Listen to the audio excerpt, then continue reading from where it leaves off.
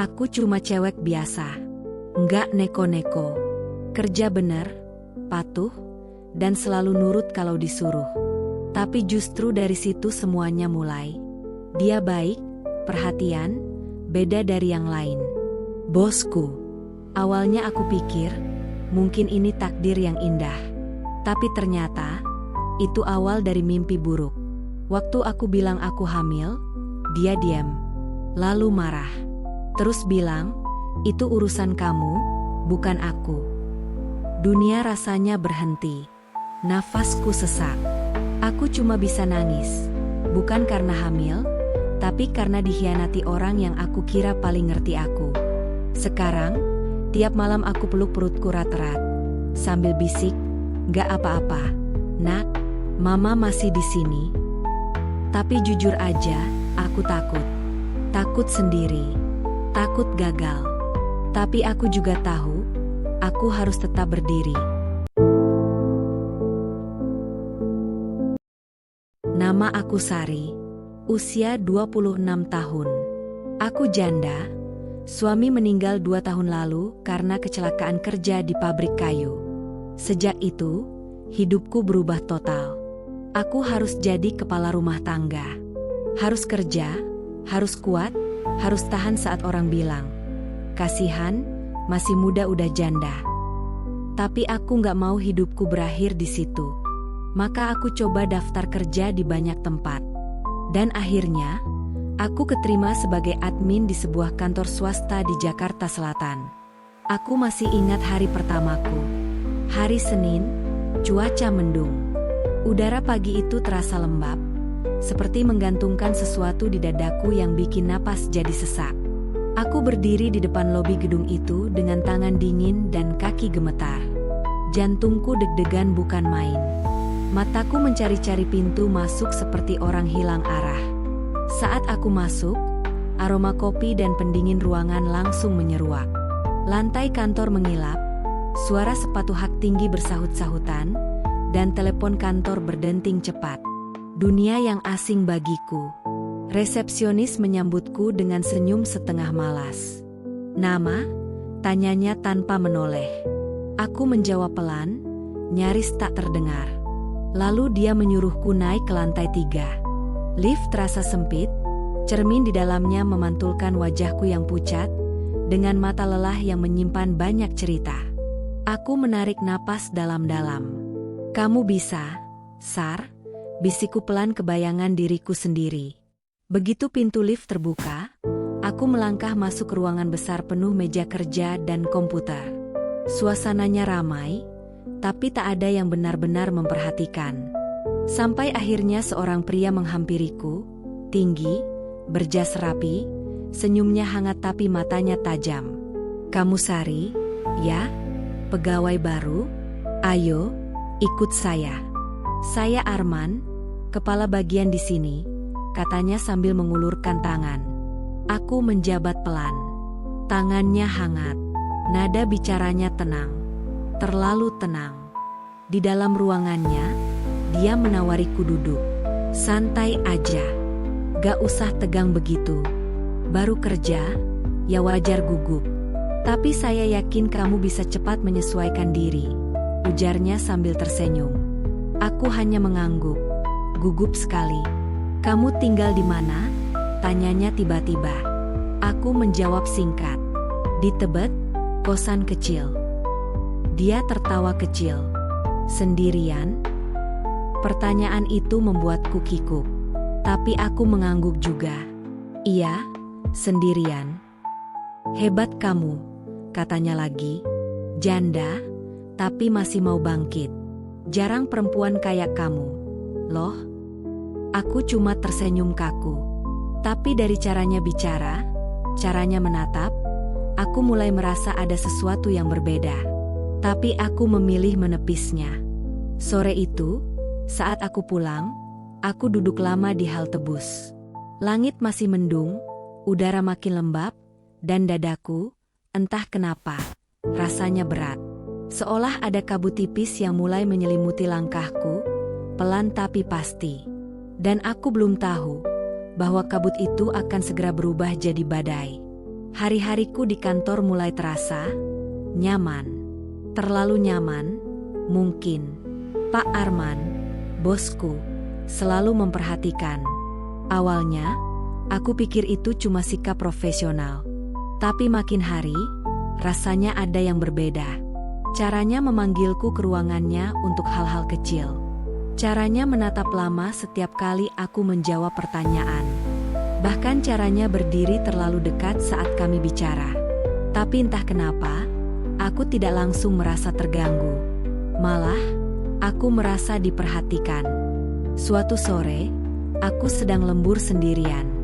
Kantor sepi. Lampu-lampu sebagian sudah dimatikan. Pak Arman tiba-tiba muncul di meja kerjaku, membawa 2 gelas kopi. "Tebak ini kopi apa?"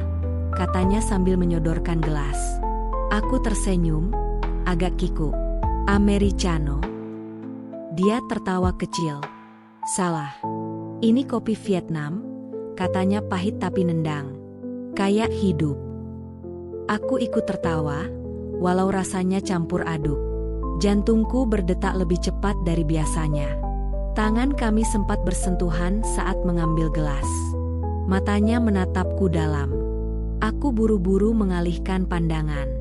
Hari-hari berikutnya, dia makin sering memperhatikanku. Setiap pagi menanyakan kabarku, kadang menitipkan makanan di meja saat aku sibuk. "Kamu pasti belum sempat sarapan," katanya suatu hari sambil meletakkan kotak nasi uduk di mejaku. Aku terdiam. Lalu berkata pelan, "Terima kasih, Pak." Tinggalkan panggilan Paknya, Sa. "Cukup Arman aja, ya." Kata-katanya ringan, tapi menancap dalam. Sejak saat itu, aku mulai memanggilnya Arman. Aku tak sadar, aku mulai menanti-nanti perhatiannya. Tiap pagi aku memperhatikan bajuku, merapikan jilbabku dengan lebih hati-hati. Teman-teman kantor mulai berbisik, tapi aku pura-pura tidak peduli.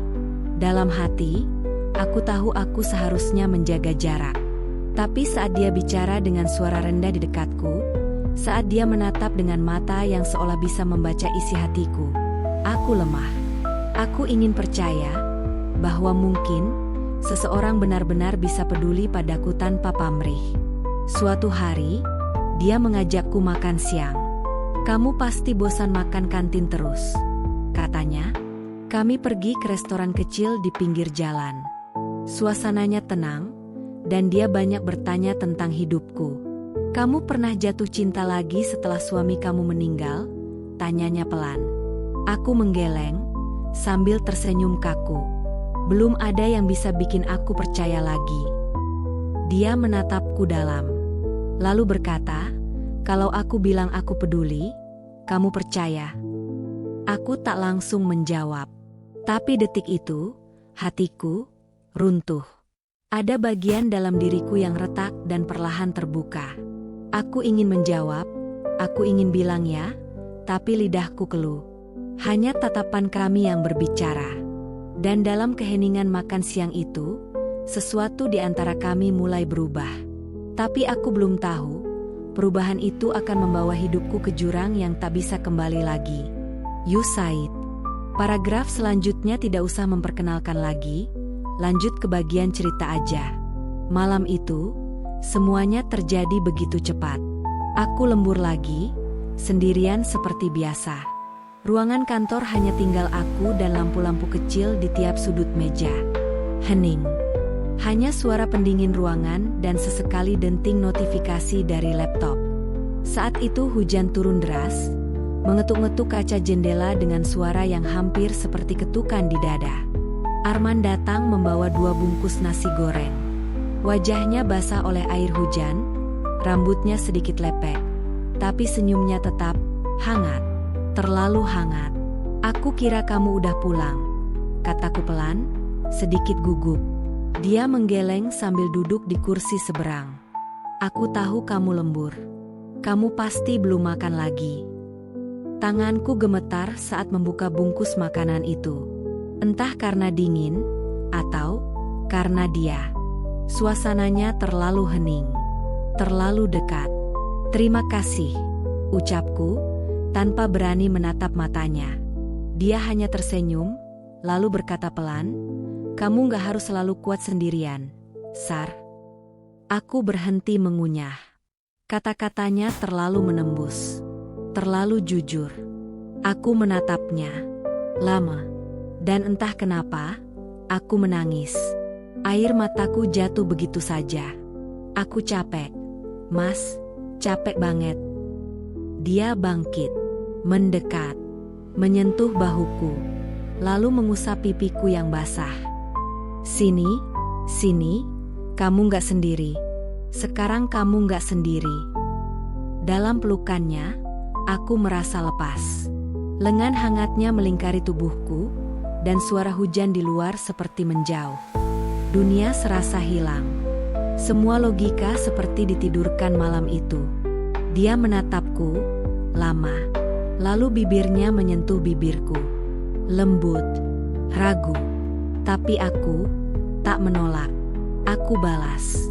Tangannya menyentuh wajahku, leherku, lalu turun perlahan ke perutku, pinggangku. Nafasku memburu. Aku tahu, ini salah. Tapi malam itu, aku butuh rasa aman, walau semu. Yakin, kamu gak akan nyesel? Tanyanya pelan di telingaku. Aku diam, terlalu takut untuk menjawab, terlalu kosong untuk menolak. Dan saat tubuh kami bersatu di sofa itu, ada sesuatu dalam diriku yang mati. Tapi aku baru menyadarinya setelah semuanya terlambat. Pagi itu aku bangun dengan kepala berat dan perut mual. Awalnya kupikir karena aku begadang atau karena makan terlalu malam. Tapi rasa mual itu terus datang setiap pagi. Bahkan saat mencium bau nasi, rasanya ingin muntah. Tubuhku cepat lelah, payudaraku nyeri, dan kadang-kadang aku merasa dadaku sesak tanpa alasan. Aku mulai curiga, tapi aku masih menolak mengakui apa yang sebenarnya terjadi. Suatu sore, sepulang dari kantor, aku mampir ke apotek kecil di pojokan jalan dekat kos. Aku berdiri cukup lama di depan rak perlengkapan kehamilan, bingung. Tangan dan kakiku dingin, bahkan sampai sedikit gemetar. Aku mengalihkan pandangan saat kasir perempuan menatapku penuh tanya. Aku ambil tes pak 1, buru-buru bayar, lalu pulang tanpa menoleh ke belakang. Malamnya, aku mengunci kamar kosku. Kusiram wajahku berkali-kali, berharap itu bisa membuat pikiranku tenang. Lalu dengan tangan gemetar, aku buka bungkus kecil itu, dan perlahan masuk ke kamar mandi. 5 menit terasa seperti 5 tahun. Aku duduk di lantai dingin, menatap tespa itu tanpa berani menyentuhnya. 2 garis merah. Jelas, tegas. Hatiku seperti runtuh. Napasku tercekat, lalu pelan-pelan berubah jadi isak. Aku tutupi mulutku dengan tangan, mencoba menahan suara tangis, tapi air mata tak bisa dibendung. Tubuhku gemetar. Aku mendekap lututku, duduk di lantai kamar mandi yang lembab itu, sendirian. Aku hamil.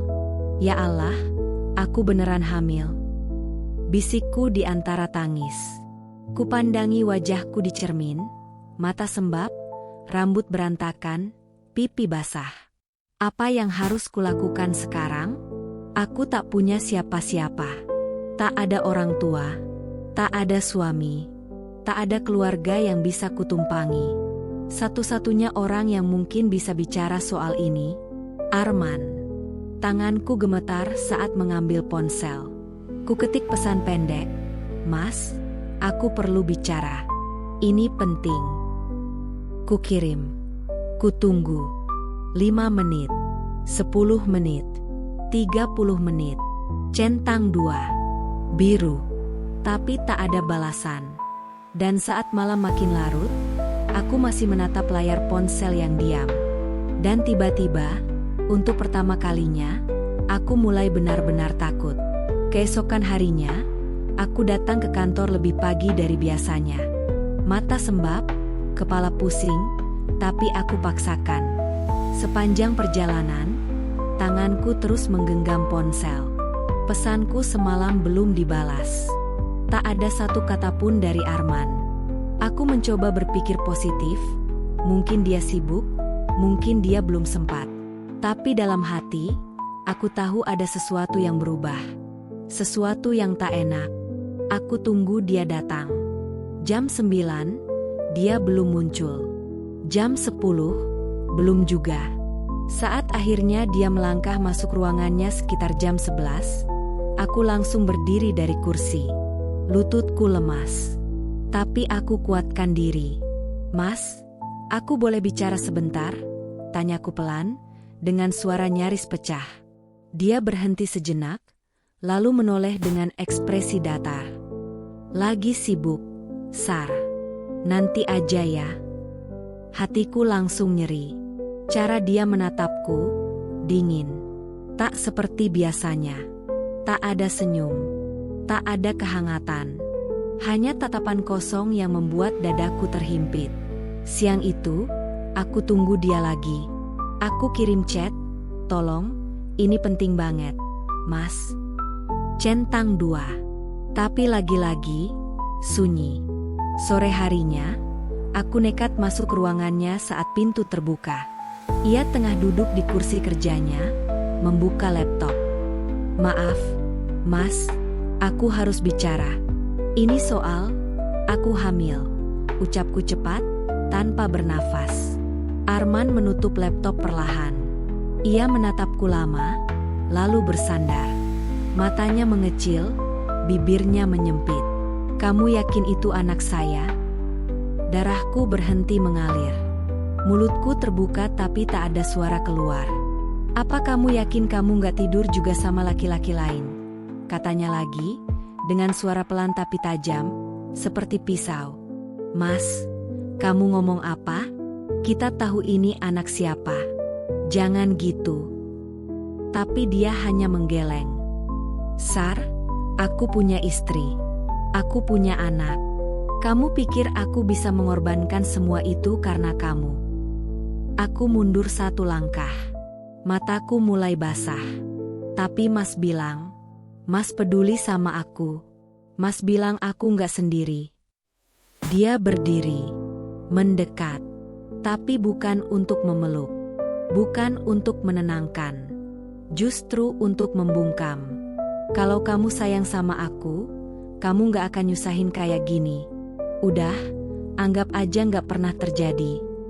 Lalu dia memalingkan wajah, duduk kembali, membuka laptop seolah-olah aku tak ada di sana. Dan aku berdiri di ambang pintu, dengan perut yang mulai terasa berat, dan hati yang benar-benar remuk untuk pertama kalinya. Tapi aku belum tahu, luka itu masih akan menganga lebih dalam. Hari-hari berikutnya terasa seperti siksaan yang tak ada habisnya. Kantor yang dulu memberiku rasa aman, sekarang berubah jadi penjara tanpa jeruji. Setiap langkahku terasa berat. Setiap tatapan dari rekan kerja seperti pisau tajam yang menusuk perlahan. Entah siapa yang memulai, tapi gosip itu menyebar cepat. Bahwa aku, janda yang belum lama masuk kerja, sudah berani main mata dengan bos. "Awas ya, nanti kamu digeser juga kayak si Sari." Kudengar bisikan itu di ruang pantry, diiringi tawa kecil penuh sindiran. Saat aku masuk ruangan, orang-orang langsung diam. Lalu berpura-pura sibuk dengan layar monitor. Tapi aku tahu, mereka membicarakanku. Aku berusaha tetap tenang. Tapi setiap hari rasanya seperti berjalan di atas pecahan kaca. Aku jadi orang asing di tempat yang dulu menyambutku. Beberapa kertas di mejaku hilang, akses sistem tiba-tiba diblok. Bahkan saat aku tanya ke It, dia hanya menjawab datar. "Perintah atasan." "Arman?" Dia bertingkah seolah aku tak pernah ada. Tak lagi menoleh. Tak lagi menyapa. Bahkan saat kami berpapasan, dia pura-pura mengangkat telepon. Aku mencoba bicara lagi. Sekali. 2 kali. Tapi ia hanya melempar satu kalimat pendek yang membuatku gemetar dari ujung kepala sampai kaki. "Kalau kamu masih bikin keributan, kamu tahu siapa yang akan dipecat duluan, kan?" Dan benar saja. Seminggu kemudian, aku dipanggil ke ruangan HRD. "Maaf, Mbak Sari, kami mendapat laporan bahwa Anda tidak profesional dan mengganggu lingkungan kerja, kata perempuan HR itu dengan nada sopan, tapi dingin. Aku ingin protes, ingin berteriak, tapi suaraku tercekat. Bukankah seharusnya dia yang dilaporkan? Tanyaku, pelan. Wanita itu hanya menunduk, lalu menyodorkan surat pemutusan kerja. Kami harap Mbak Sari bisa memahami, daripada masalah ini menjadi lebih besar. Aku berdiri perlahan. Mataku panas. Tanganku gemetar saat menerima surat itu. Kukumpulkan barang-barangku dalam kardus kecil. Tanpa ada yang membantu. Tanpa ada yang menoleh. Langkah kakiku menyusuri lorong kantor yang dulu kupanggil rumah. Sekarang terasa seperti lorong pengusiran. Dan saat aku keluar dari gedung itu, hujan turun pelan. Seolah langit ikut mengerti, tapi tak bisa membantu. Kupeluk perutku yang mulai membesar sedikit. Dan untuk pertama kalinya aku bertanya dalam hati, haruskah aku pergi jauh dari semuanya? Aku pindah. Diam-diam. Tanpa pamit ke siapapun. Tanpa jejak. Tanpa suara. Kos lama kutinggalkan. Semua bajuku kemas dalam 2 koper lusuh. Aku naik bus malam ke arah pinggiran kota, tempat yang bahkan aku sendiri belum terlalu paham. Tapi di sanalah aku mulai lagi dari nol, di kontrakan kecil berukuran 3 kali 3 meter, dengan dinding kayu yang sudah mulai keropos dan atap seng yang berisik tiap kali hujan datang. Hari-hariku berubah.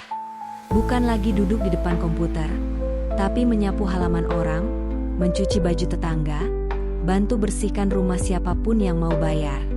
Kadang aku bantu menjahit baju di kios pinggir jalan.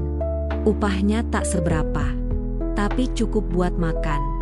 Kadang cukup buat beli vitamin untuk bayi yang sedang tumbuh dalam perutku. Setiap malam, aku duduk di pojok kamar, di bawah lampu temaram yang sering kedap-kedip. Perutku semakin membesar. Aku bisa merasakannya bergerak di dalam sana. Tendangan kecil, gerakan pelan. Seolah dia ingin bicara. Maafin ibu ya, nak, bisikku sambil mengelus perutku. Ibu nggak sempurna, tapi ibu janji, kamu nggak akan sendirian.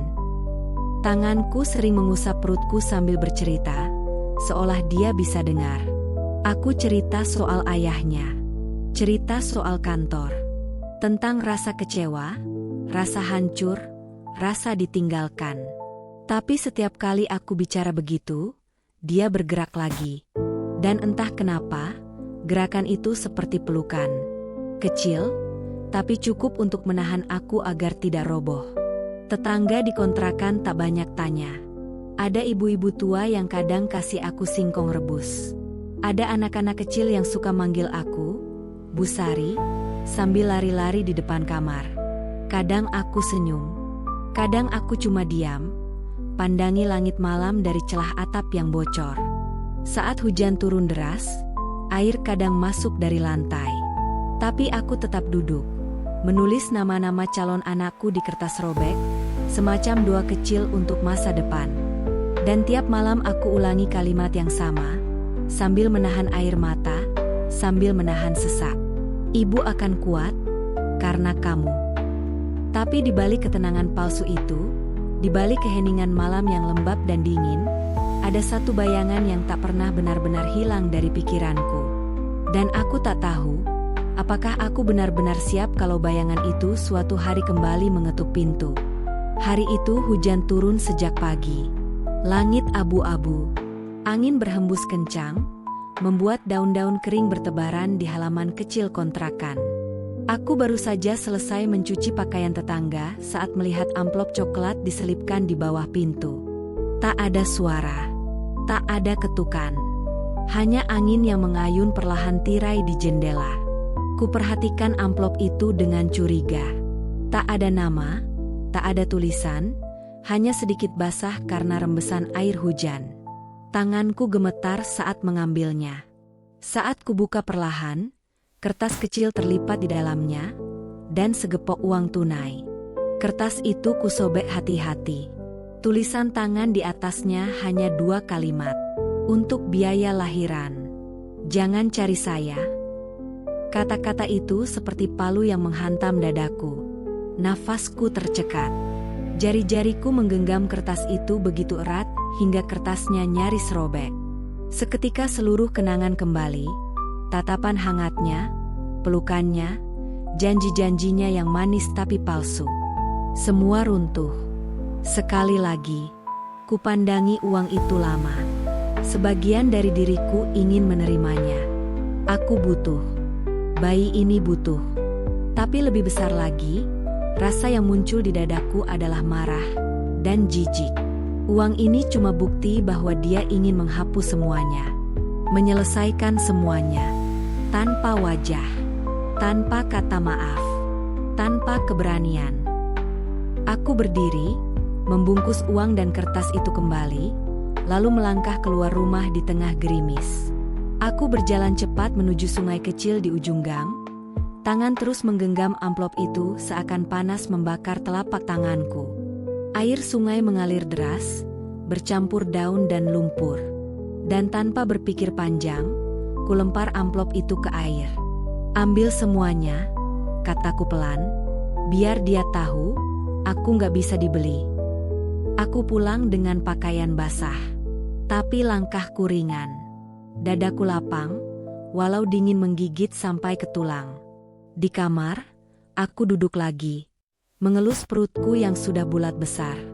Bayiku menendang pelan. Dia nggak perlu ada. Nak, kita bisa hidup. Kita pasti bisa hidup. Tanpa dia.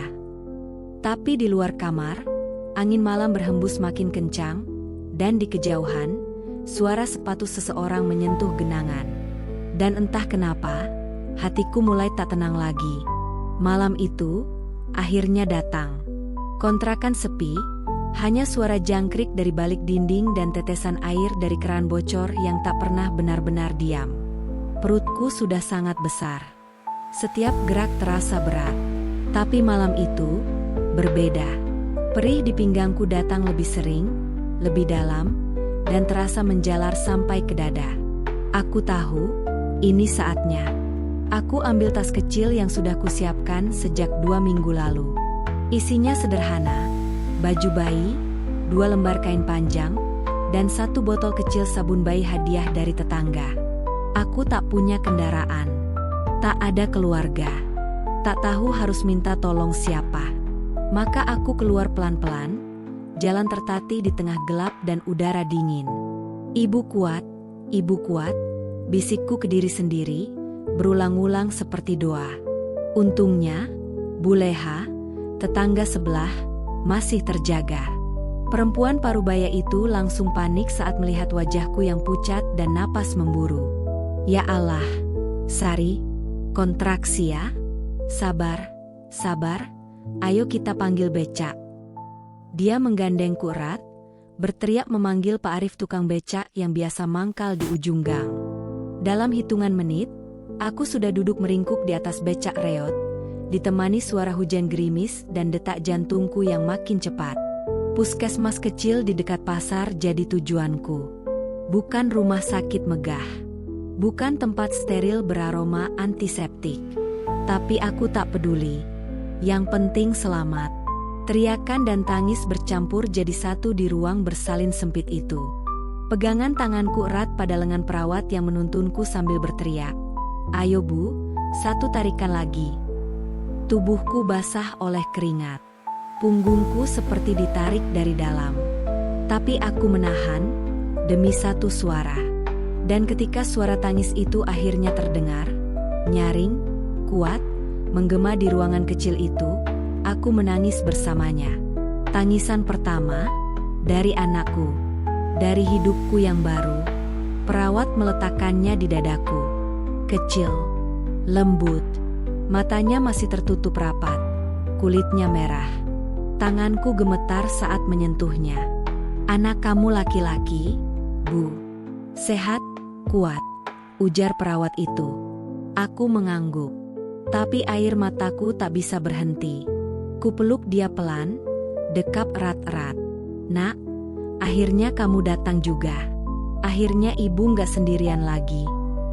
Tapi saat itu, dari balik jendela ruang bersalin yang buram, aku melihat sosok tinggi berdiri diam di bawah hujan. Tak jelas wajahnya, tak pasti siapa. Tapi entah kenapa, hatiku mencengkeram erat rasa cemas yang kembali datang. Karena aku tahu, tidak semua luka bisa benar-benar ditinggalkan. Setahun sudah berlalu sejak tangisan pertama itu menggema di ruang bersalin. Anak kecilku kini sudah bisa duduk sendiri. Bahkan mulai belajar berdiri meski masih terhuyung-huyung.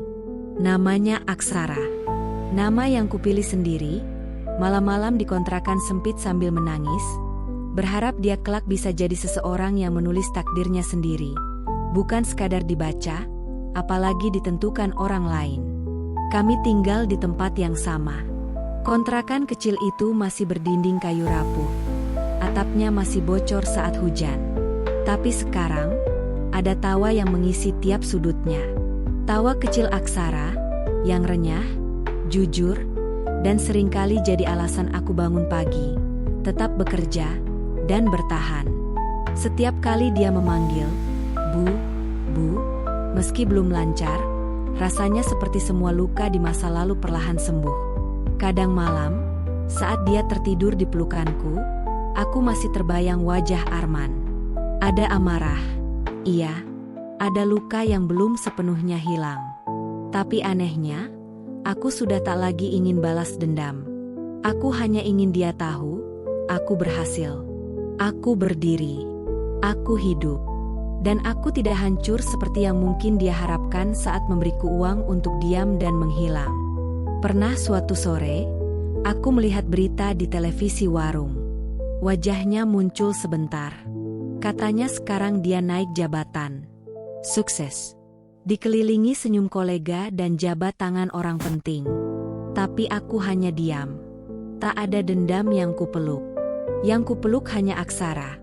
Bayi kecil yang tak pernah memilih dilahirkan dalam kisah yang rumit, tapi menjadi alasanku bertahan saat semuanya ingin merobohkanku. Aksara tumbuh sehat, ceria, matanya tajam, senyumnya lebar, dan dia selalu menggenggam jariku dengan kuat, seolah bilang, "Jangan jatuh, Bu." Kadang aku menangis diam-diam saat melihat dia tertidur pulas.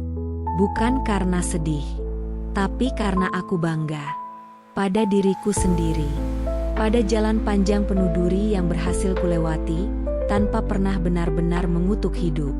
Aku tak menyesal telah memperjuangkannya, tak menyesal menolak uang itu, tak menyesal memilih jadi ibu tunggal. Karena dalam setiap langkah kecilnya, aku melihat harapan. Harapan yang dulunya kupikir mati saat Arman membuangku, ternyata tumbuh dalam wujud anak kecil yang selalu memelukku setiap pagi. Dan mungkin, inilah akhir dari luka panjang itu. Tapi juga awal dari sesuatu yang lebih besar. Karena malam ini, sambil menidurkan Aksara, aku membuka buku catatan kecil, dan mulai menulis sesuatu. Bukan surat untuk Arman. Bukan cerita tentang masa lalu. Tapi surat untuk Aksara. Tentang bagaimana ibunya pernah jatuh, tapi tak pernah menyerah. Dan saat kalimat pertamaku selesai, kuangkat wajahku ke langit-langit kamar, dan untuk pertama kalinya, aku bisa tersenyum, tanpa rasa takut sedikit pun. Karena akhirnya, aku benar-benar sembuh.